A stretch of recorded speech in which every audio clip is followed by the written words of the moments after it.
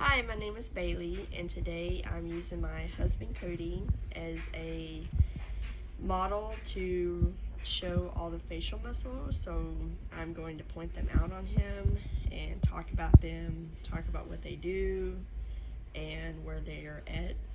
And then I'm going to talk about different situations whenever your facial features aren't right, like if you're having a stroke or some type of palsy or paralysis. So here we go. So right here, both sides would be his frontalis or his occipitofrontalis.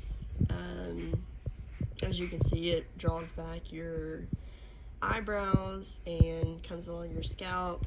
If we were talking about the back of the head, his occipitalis would pull back his scalp, and that's the reason why your head is so tight. Over here would be his temporalis, and that just pulls back on your head. The procerus, it's whenever you squint, it pulls back on your nose. Your nasalis, it gives you ability to like flare your nostrils or smell. It just helps to pull in. Your levator labii superius, your orbicularis oris. Your orbicularis oris controls you moving your mouth whenever you're speaking.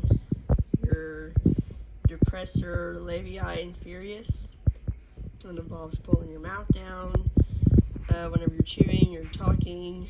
Your depressor anguli oris does pretty much the same thing.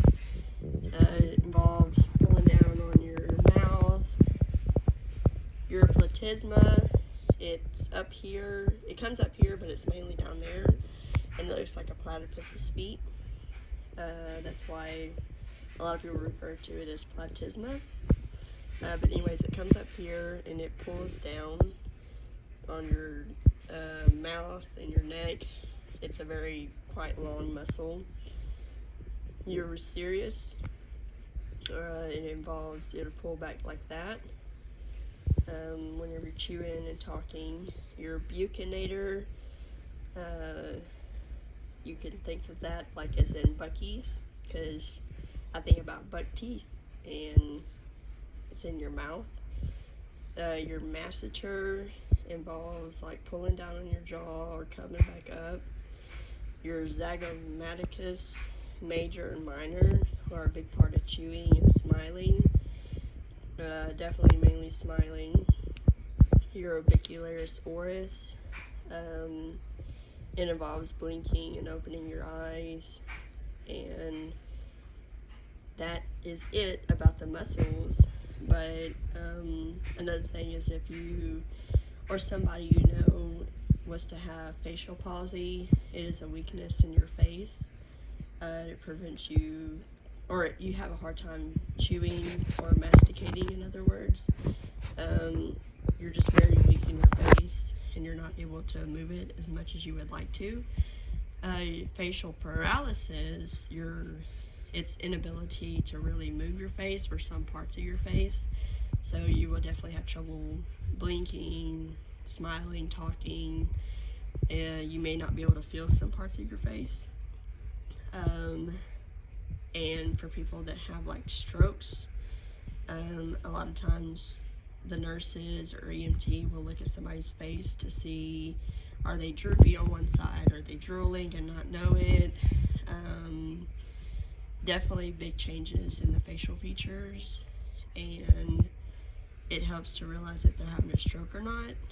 And a lot of times people just have different facial features. My niece, she has facial palsy and her lip droops down, so while his is pretty parallel and straight, hers is not. Hers comes down on one side, especially whenever she smiles.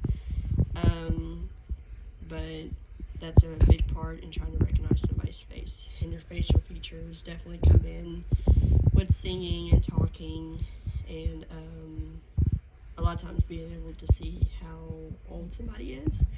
So while he doesn't have wrinkles or anything, his face is pretty symmetrical. In an older person, you would be able to tell lines and wrinkles.